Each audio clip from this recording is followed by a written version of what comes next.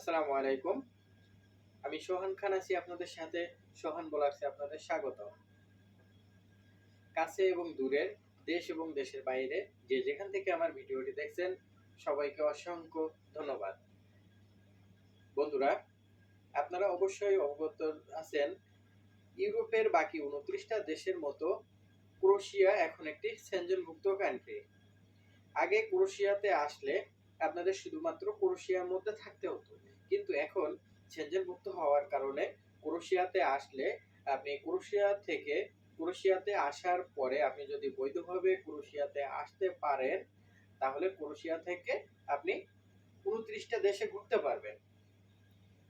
তো আমি ভিডিওর মূল পর্যায়ে যাওয়ার আগে আপনাদের কাছে একটাই অনুরোধ করব, আমার চ্যানেলে যারা নতুন তারা অবশ্যই চ্যানেলটি সাবস্ক্রাইব করবেন এবং ভিডিওটি লাইক, কমেন্ট, শেয়ার করবেন।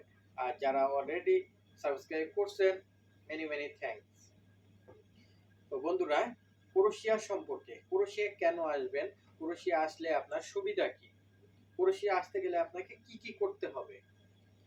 বন্ধুরা, ক্রোয়েশিয়া কিন্তু এখান থেকে ১ বছর আগে ২০২৩ মার্চের আগে কিন্তু সেনজেনভুক্ত ছিল না।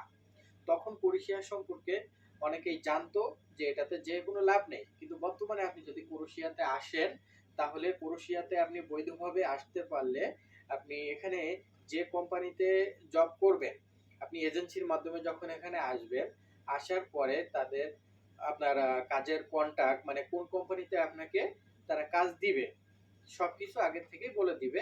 আপনি আসার পরে আপনাকে সেই কোম্পানি থেকে এয়ারপোর্ট থেকে রিসিভ করার পরে সেই কোম্পানিতে আপনি বৈধভাবে কাজ করবেন ৪৫ দিন থেকে 45 ডেজ টু 60 ডেজ। ৪৫ দিন থেকে ৬০ দিনের ভিতরে আপনার একটা কার্ড দিবে, সেই কার্ডটির নাম টিআরসি, টেম্পোরারি রেসিডেন্সি কার্ড। এই কার্ডটি যখন আপনি পাবেন, তো এই কার্ডটি নিয়ে আপনি ইউরোপের ২৯টি দেশে ঘুরতে পারবেন। তো বিশেষ করে আমাদের বাঙালি ভাইয়েরা এসে এখানে থাকে না, এখান থেকে শুধুমাত্র কার্ডটা পেলে এখান থেকে পালাতো। এই কারণে ক্রোয়েশিয়া এখন একটু হার্ড হয়ে গেছে, এখন তাদের গভর্নমেন্ট রুলস অনেক কঠিন হয়ে গেছে, ভিসা পাওয়াটাও অনেক টাফ ব্যাপার হয়ে গেছে। তো তার থেকে আরেকটা বিষয় বন্ধুরা, আপনারা জানেন অবশ্যই বাংলাদেশ থেকে কিন্তু ক্রোয়েশিয়া ভিসা আবেদন করা যায় না। বাংলাদেশ থেকে ভিসা আবেদন করা যায় না, এই কারণে আমাদের বাঙালিদের জন্য ইন্ডিয়াতে যেতে হয় ভিসা আবেদন করতে। ইন্ডিয়া থেকে আপনি ভিসা আবেদন করতে পারেন। আর যারা মিডল ইস্ট থেকে করতে চান তারা অবশ্যই করতে পারেন। কাতার থেকে বর্তমান ক্রোয়েশিয়ার রেশিও অনেক ভালো, কিন্তু কাতারে 90% আবার দালাল চক্করে ভরে গেছে। আপনি একটা বিশ্বস্ত প্রতিষ্ঠানে যান, প্রতিষ্ঠানে যাওয়ার পরে ওখানে ওয়ার্ক পারমিটের জন্য আবেদন করুন। আবেদন করার পরে আপনার যদি ওয়ার্ক পারমিট পেয়ে যান, অবশ্যই তার আগে আপনার একটা পুলিশ ক্লিয়ারেন্স লাগবে। কাতার থেকে একটা পুলিশ ক্লিয়ারেন্স লাগবে। পুলিশ ক্লিয়ারেন্সটা নিয়ে আপনি যখন সবকিছু সাবমিট করবেন, আপনি যদি ওয়ার্ক পারমিট পান, ওয়ার্ক পারমিট পাওয়ার পরে আপনি বিএফএস গ্লোবালে একটা আবেদন করতে হবে। সেটা আপনার করে দিবে কারা? আপনার এজেন্সি থেকেই করে দিবে।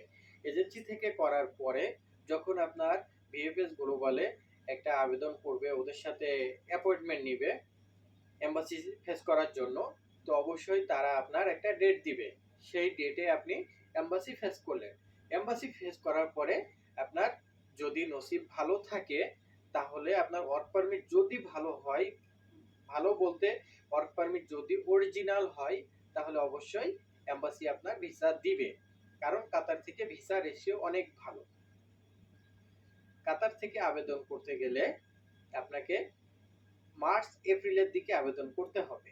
এই মার্চ এপ্রিলে আবেদন করলে রিজেক্ট হওয়ার সম্ভাবনা অনেক কম থাকে। তো আমার ভিডিওটি ভালো লাগলে অবশ্যই লাইক, কমেন্ট, শেয়ার করবেন। আর নতুন ভিডিও পেতে সাথেই থাকুন। ধন্যবাদ সবাইকে।